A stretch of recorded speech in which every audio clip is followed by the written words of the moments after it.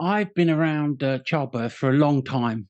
You know, I've got five sisters and three brothers, eight children, and 13 grandchildren. And since 1993, I trained and worked as a midwife, being around birthing women day in, day out.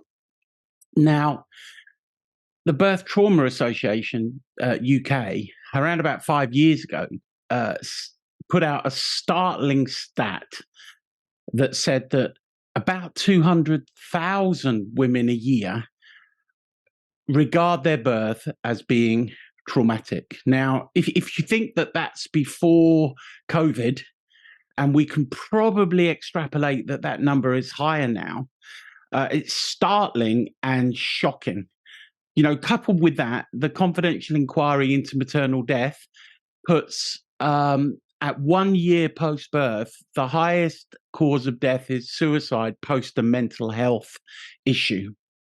Now, we're 25 ish years away since I started working as a midwife, but from day one, I began to see something which really profoundly affected me. And the best way I can talk about it is about two women that I looked after in the same week.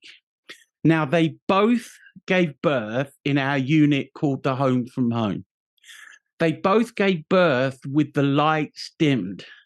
They both gave birth in a water pool. They both were the first people to lift their baby up onto their chest.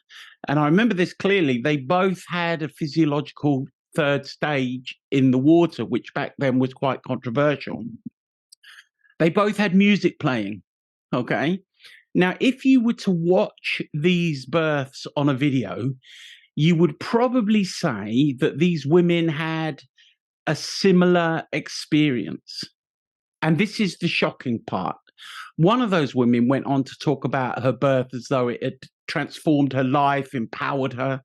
And the other woman went on to have what we would now call complex PTSD symptomology as a result of that birth experience. Now, that's wild, right? And in a way, it points to the idea that trauma and beauty are very similar in as much as they exist in the eye of the beholder.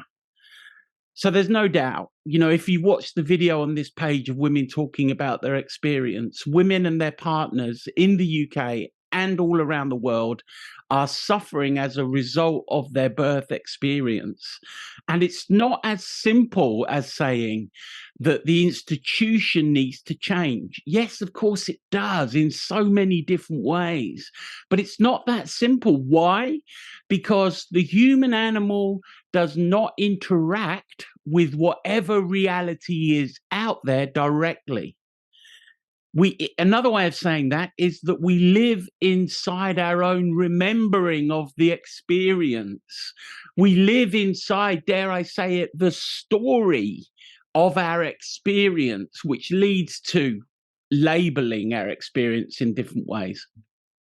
You know, the process that I train is non-therapeutic, can be learned by a non-therapist, and can potentially help people who are suffering inside their story of their experience to receive relief.